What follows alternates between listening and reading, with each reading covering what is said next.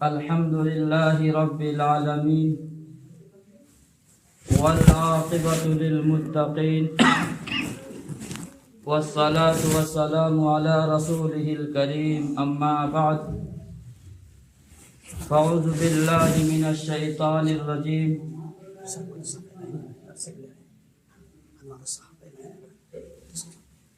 بسم الله الرحمن الرحيم سبحان الذي أسرى بعبده ليلا من المسجد الحرام إلى المسجد الأقصى الذي باركنا حوله لنريه من آياتنا إنه هو السميع البصير.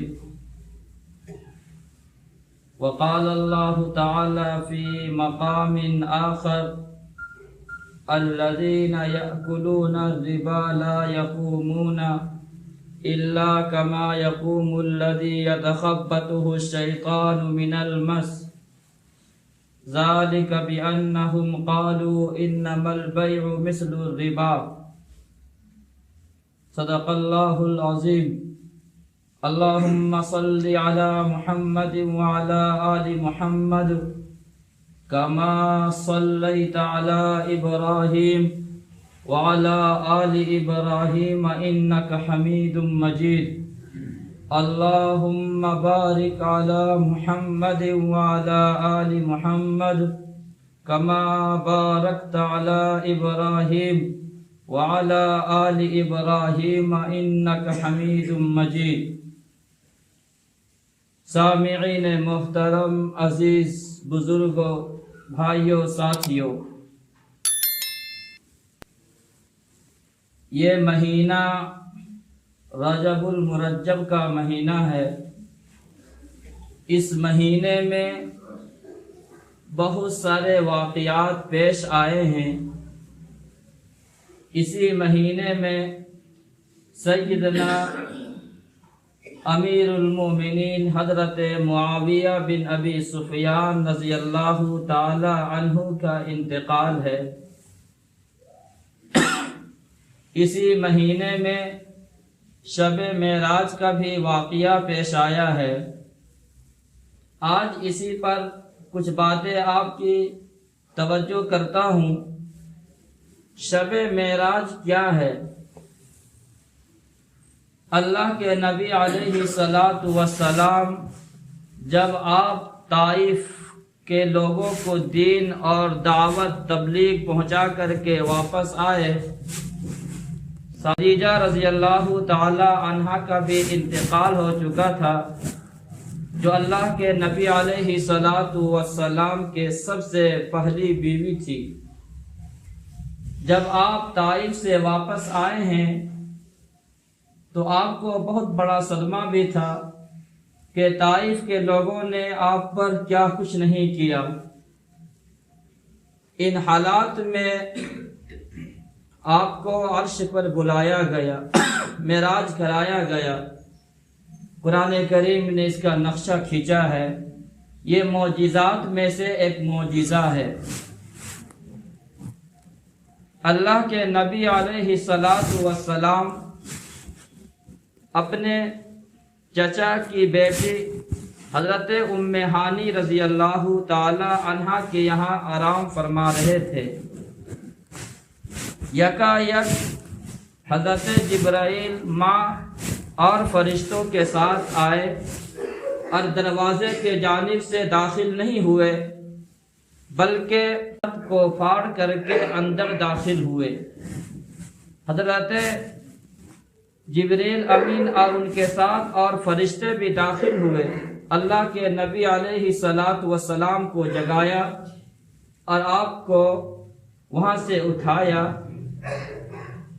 چونکہ آپ وہاں سے اٹھ کر کے پھر حتیم میں آپ سو گئے. پھر حضرت جبریل امین آپ کو اٹھایا.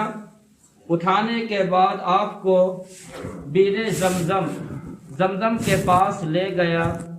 وہاں لے جانے کے بعد آپ کے سینے کو چاک کیا اور پھر اس کو زمزم سے دھلا.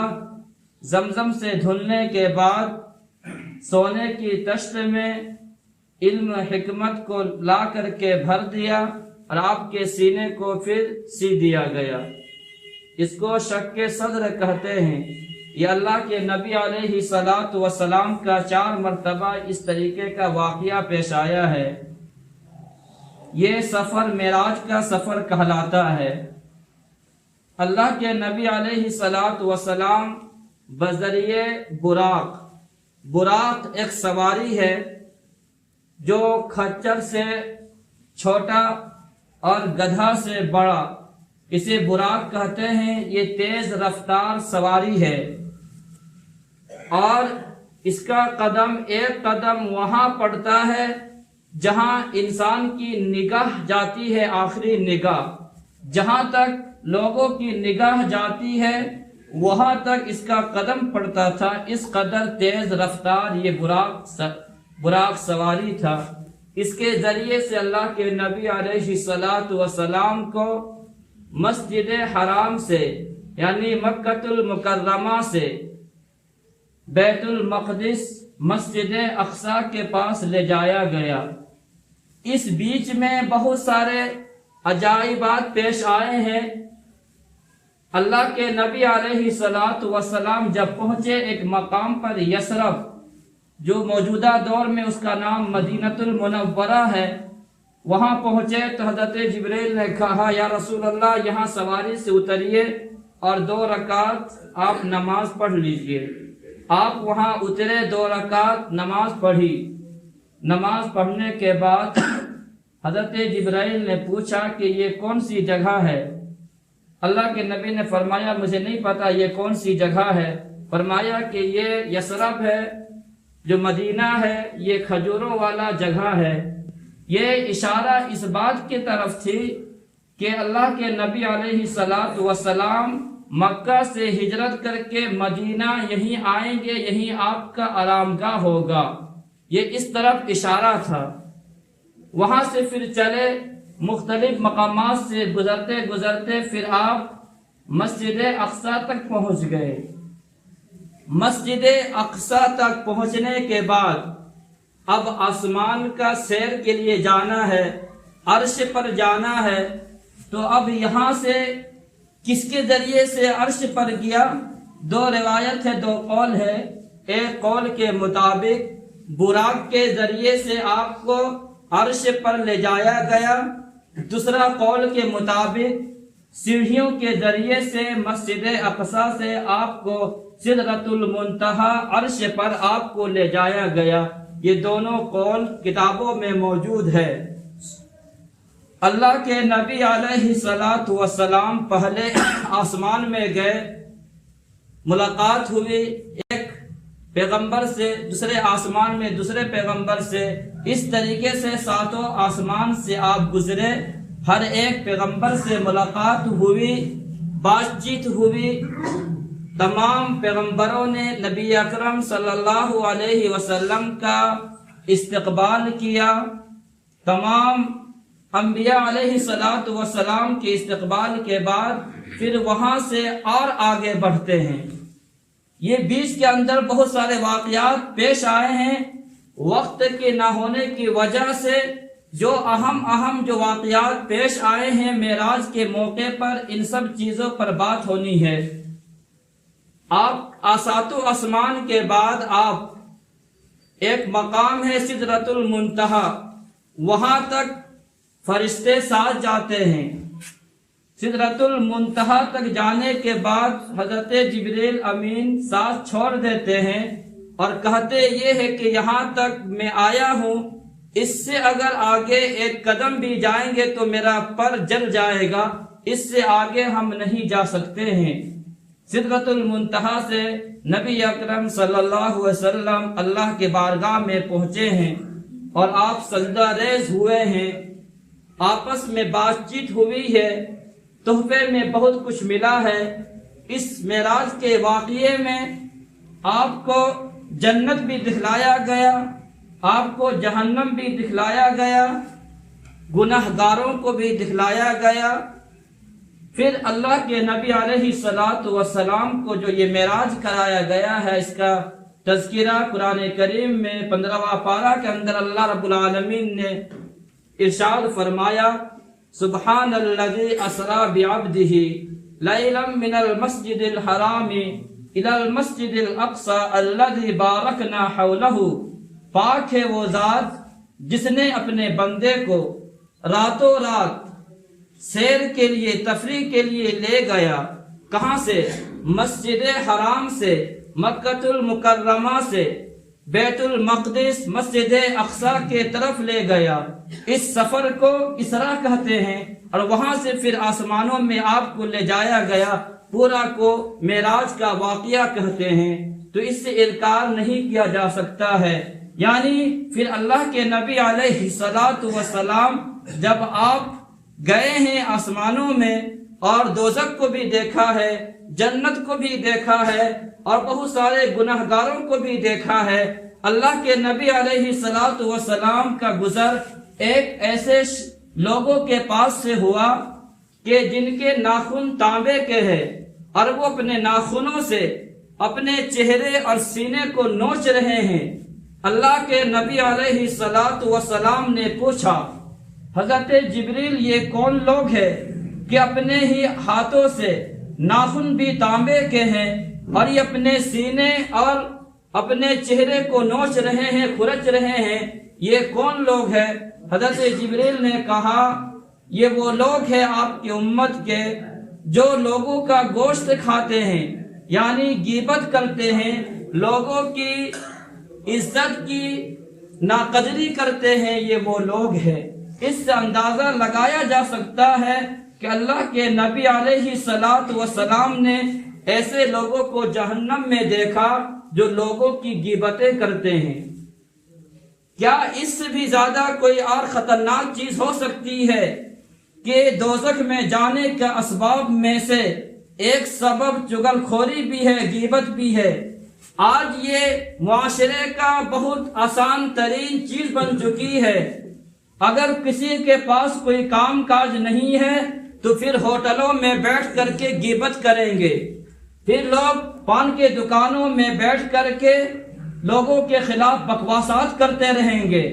اگر لوگوں کے پاس کوئی کام نہیں ہے تو ایک کام یہ کام مل جاتا ہے کہ لوگوں کی عزت کے ساتھ کھلواڑ کرتے ہیں، لیکن اس کا گناہ کیا ہے لوگوں کا احساس تک نکل چکا ہے۔ کیا یہی پیغمبر عربی صلی اللہ علیہ وسلم کا ارشاد ہے؟ حضرت ابو ہریرہ فرماتے ہیں کہ جناب رسول اللہ صلی اللہ علیہ وسلم نے ارشاد فرمایا، الغیبت اشد من الزنا، کہ یہ غیبت جو ہے یہ زنا سے بھی بڑھ کر کے گناہ ہے۔ صحابہ نے عرض کیا رسول اللہ وہ کیسے ہے، بات سمجھ میں نہیں آتی ہے۔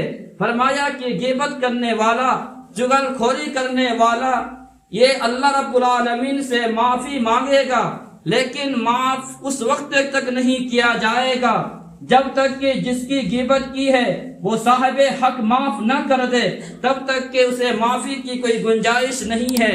لیکن زنا ایسا جرم ہے کہ اگر رب العالمین سے توبہ کر لے، استغفار کر لے، ندامت کے آنسو بہا دے تو رب العالمین گناہ کو معاف کر دیتا ہے۔ تو اللہ کے نبی علیہ الصلوۃ والسلام کا گزر ایسے لوگوں کے پاس سے بھی ہوا، پھر اللہ کے نبی علیہ الصلوۃ والسلام کا گزر ایسے لوگوں کے پاس سے ہوا کہ جن کے پیٹ ایسے ہیں جس طریقے سے انسانوں کے رہنے کے کمرہ ہوتا ہے، روم ہوتا ہے روم، اس طریقے سے انسانوں کا پیٹ ہے، اتنا بڑا پیٹ۔ یہ اللہ کے نبی علیہ الصلوۃ والسلام معراج کے سفر کے مشاہدات کا تذکرہ کر رہے ہیں کہ میری گزر ایسے لوگوں کے پاس سے ہوا کہ جن کے پیٹ کمروں کے مانند ہے، اور اس پیٹ کے اندر سانپ ہے جو باہر سے دکھائی دے رہا ہے، باہر سے نظر آ رہا ہے، وہ پیٹ کے اندر وہ سانپ دکھائی دے رہا ہے۔ اللہ کے نبی علیہ الصلوۃ والسلام نے پوچھا، جبرائیل یہ کون لوگ ہیں کہ جن کے پیٹ اتنا بڑا بڑا پیٹ ہے، کمروں کے مانند ہے، روم کے مانند ہے؟ فرمایا یہ وہ لوگ ہیں جو سود کھاتے ہیں، جو بیاض کا لین دین کرتے ہیں، یہ وہ لوگ ہیں جن کا پیٹ روم کے مانند ہے، رہنے کے کمرے کے مانند ہے، گھر کے طرح ان کے پیٹ بڑے بڑے ہیں۔ اس کا اندازہ آپ لگا سکتے ہیں کہ جو لوگ سود کا لین دین کرتے ہیں، سود کھاتے ہیں، اس کا گناہ، اس کا انجام کیا ہوگا۔ اللہ کے نبی علیہ الصلوۃ والسلام نے ارشاد فرمایا، الربا 70 حوبا، سود کا 70 گناہ ہے، سود کا 70 گناہ ہے۔ ایسرھا ان ينکح الرجل امتہ، سب سے ہلکا گناہ یہ ہے کہ آدمی اپنے ماں کے ساتھ زنا کرے۔ اللہ کے نبی کے ارشاد نقل کرتا ہوں، سنن ابن ماجہ کی روایت ہے یہ۔ اللہ کے نبی علیہ الصلوۃ والسلام ارشاد فرما رہے ہیں، سود کا، بیاض کا 70 گناہ ہے، ان میں سے سب سے ہلکا گناہ یہ ہے، ایسا ہے جیسا کہ ماں کے ساتھ زنا کرنے والا ہو۔ یہ انجام ہے سود خوروں کی۔ آج معاشرے کا جائزہ لیجئے، آج بینکوں میں پیسہ تو رکھتے ہیں اور جو زائد ملتا ہے بلا کسی مفتیان کرام کے پوچھے ہوئے ہضم کر جاتے ہیں۔ ارے تمہیں شریعت کا مسئلہ پتہ نہیں ہے تو پھر شریعت کا مسئلہ علماء سے کیوں نہیں پوچھتے ہیں؟ اگر آپ کو یہ پتہ نہیں ہے کہ سود کا کھانا یا لینا یا اس کا لکھنے والا یہ تمام کے تمام گناہ کے اندر برابر کے شریک ہے، لعن رسول اللہ صلی اللہ علیہ وسلم آکل الربا، سود کھانے والا اس پر بھی لعنت کی گئی ہے، وآکلہ وموکلہ، اور سود کا لین دین کرنے والا، وکاتبہ، سود کے معاملہ کو لکھنے والا۔ ارے جو لوگ بینک کے اندر کام کرتے ہیں اور بینک کا نظام ہمارا ہندوستان کے اندر سودی لین دین کے اوپر چلتا ہے، آپ بتائیے کیا بینک کے اوپر کام کرنے والے کا کاروبار حلال ہو سکتا ہے؟ کیا کسی نے پوچھا مستند علماء کرام سے کہ میں بینکوں میں کام کرتا ہوں، سود کے معاملے میں لکھتا ہوں، پڑھتا ہوں اور میں تقاضا کے لیے گاہکوں کے پاس جاتا ہوں، کیا کسی نے پوچھا بس یوں ہی کہ یہ کوئی نہیں، یہ مل رہا ہے اسے ہضم کر دیا جائے، اسے کھا لیا جائے؟ یہ اتنا بڑا جرم ہے جو اللہ کے نبی علیہ الصلوۃ والسلام شب معراج کے واقعے پر اپنا مشاہدات ذکر کر رہے ہیں کہ میں نے ایسے لوگوں کو دیکھا کہ جس کا پیٹ کمرے کے مانند ہے، روم کے مانند ہے، اتنا بڑا پیٹ ہو جاتا ہے ان لوگوں کے جو سود کھاتے ہیں۔ یہ حدیث سنایا ہوں، آئیے ذرا قرآن کریم اس کے بارے میں کیا کہتا ہے۔ پارہ نمبر 3 اللہ رب العالمین نے سورہ بقرہ کے اندر فرمایا، الذین یأکلون الربا لا یقومون الا کما یقوم الذی یتخبطہ الشیطان من المس، کہ جب کل قیامت کا دن ہوگا لوگ اٹھیں گے اپنے قبروں سے، اس طریقے سے اٹھیں گے شیطان نے اس پر سوار ہو چکا ہے اور اس کو خبتی بنا دیا ہے، یعنی پاگل کی طرح کل قیامت کے دن اپنے قبروں سے اٹھیں گے،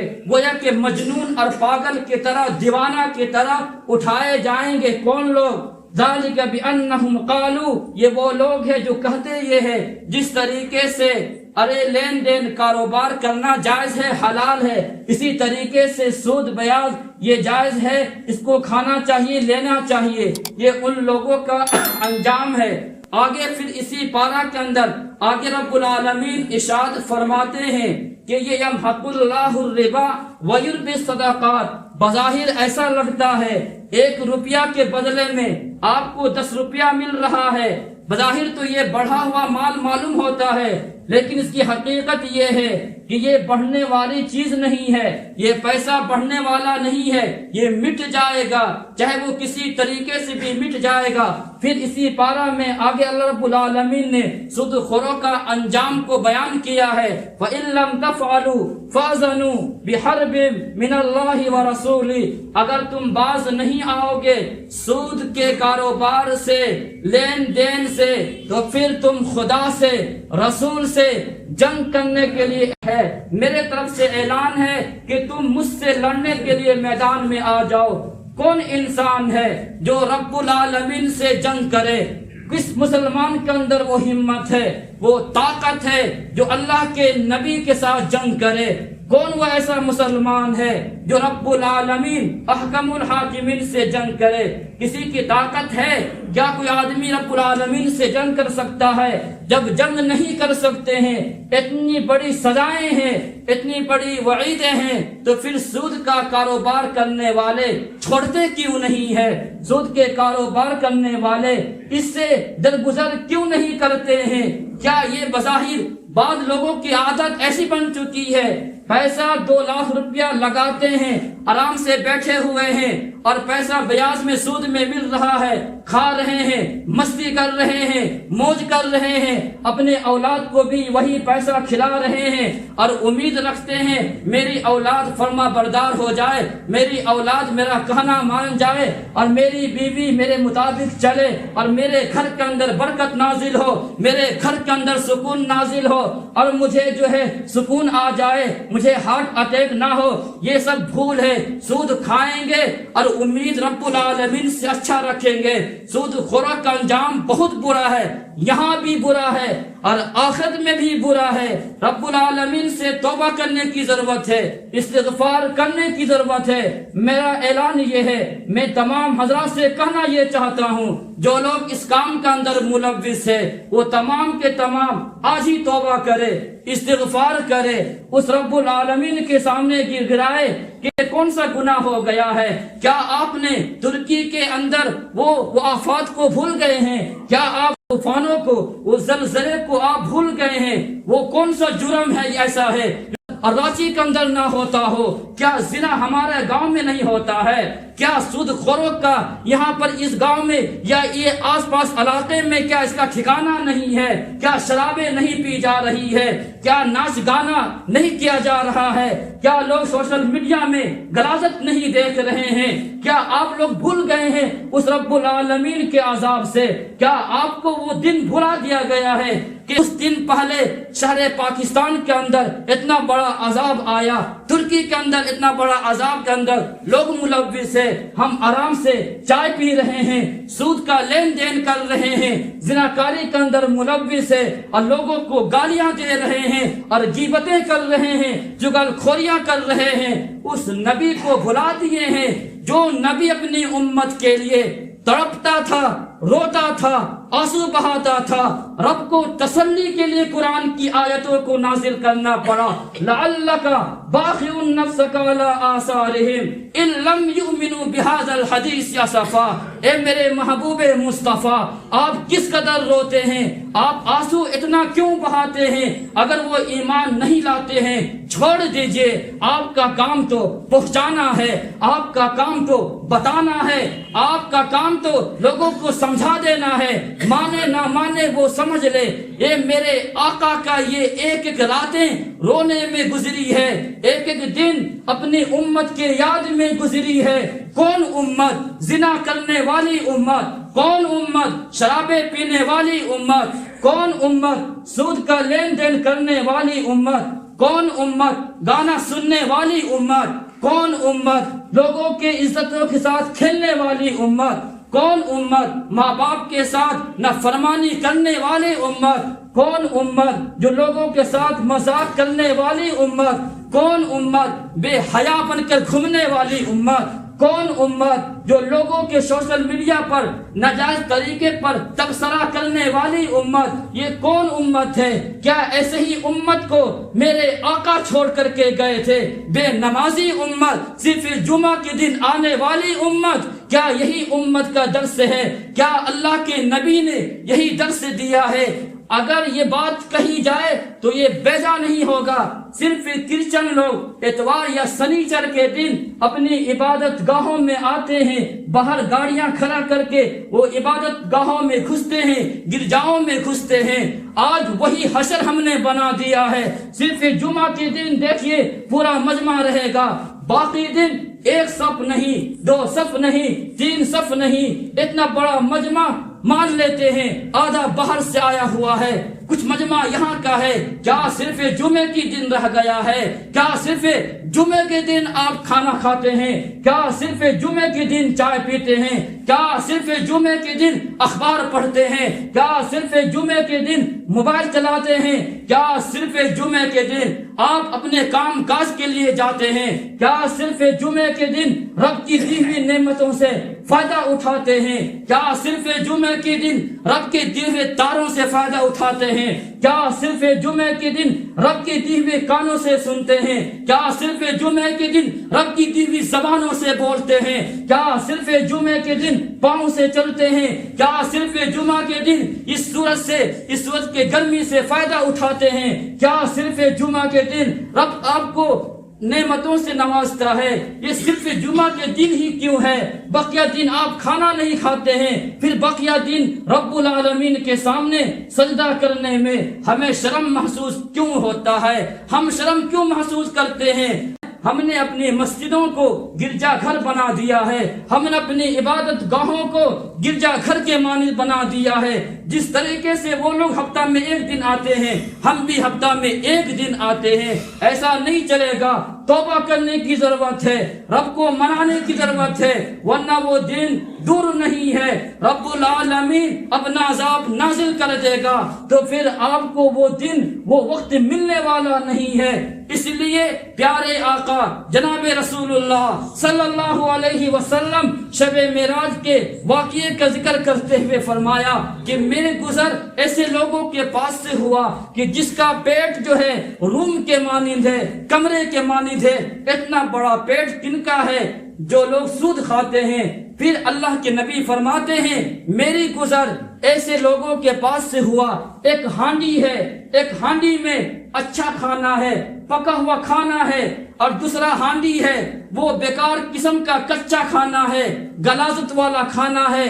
لیکن لوگوں کو دیکھا اچھا کھانا کو چھوڑ کر، پکا ہوا کھانا کو چھوڑ کر یہ سڑے ہوئے کھانے کو کھا رہے ہیں۔ میں نے جبریل سے پوچھا جبریل یہ کون لوگ ہیں؟ فرمایا آپ یہ امت کے وہ لوگ ہیں کہ جن کے پاس حلال پاکیزہ عورت ہونے کے باوجود بھی وہ کسی ناجائز تعلقات کے اندر ملوث ہے، وہ غیر محرموں کے ساتھ وہ باتیں کرتے ہیں، وہ زنا کاریاں کرتے ہیں۔ اور یہ وہ عورت ہے کہ جن کے پاس حلال شوہر موجود ہے، طیب شوہر موجود ہے، وہ شادی شدہ ہے، سارا کچھ انتظام ہے، پھر بھی وہ عورت اپنا تعلق غلط لڑکوں سے جوڑی ہوئی ہے۔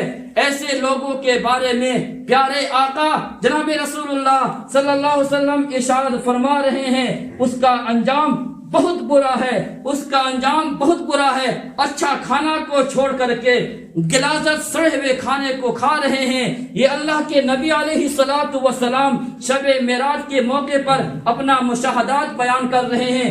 آج ماحول کا جائزہ لیجئے، آج معاشرے کا جائزہ لیجئے، آج اپنے گاؤں بستی کا جائزہ لیجئے۔ کون لڑکا ہے، کون لڑکی ہے جو پاک دامن مل جائے گا، پاک دامن لڑکی مل جائے گی؟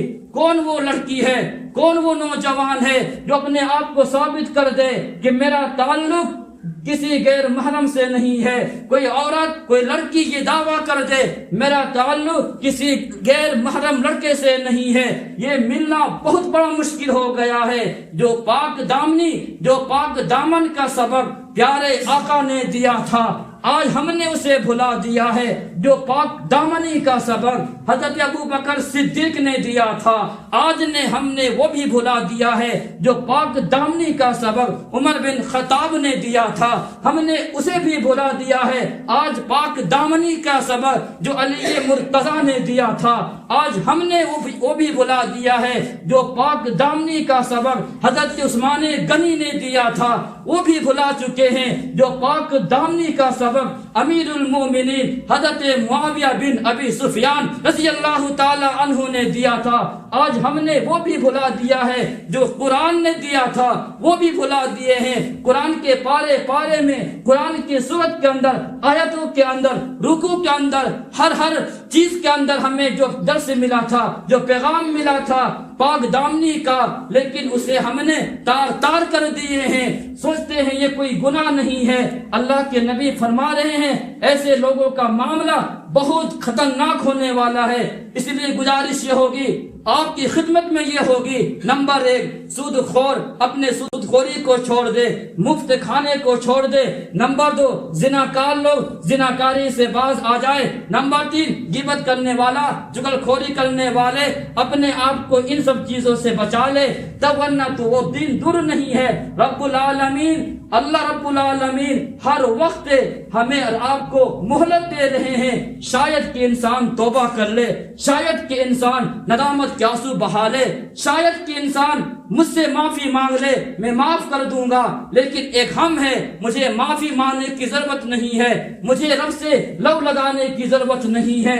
اس لیے توبہ کیجئے، اور آج ملک ترکی والوں کے لیے دعائیں کیجئے، جو لوگ شہادت پا چکے ہیں، دنیا چھوڑ کر چلے گئے ہیں، ان کے لیے دعائیں مغفرت کیجئے۔ جو لوگ پریشان حالی کے اندر زندگی بسر کر رہے ہیں، ان کے لیے صحت کی دعا کرے۔ جن کے پاس مالی وسعت نہیں ہے، ان کے لیے مالی وسعت کے لیے دعا کیجئے۔ اللہ رب العالمین ہمیں بھی آپ کو بھی ان باتوں پر عمل کی توفیق عطا فرمائے۔ آخری بات یہ ہے کہ کہنے میں جو آپ کے دل کے اندر جو کچھ بات آئی ہے، کہنے کے اندر تکلیف ہوئی ہے، اس سے معذرت خواہ ہوں۔ اللہ رب العالمین عمل کی توفیق عطا فرمائے۔ اقول قولی ھذا واستغفر اللہ، وآخر دعوانا الحمد للہ رب العالمین۔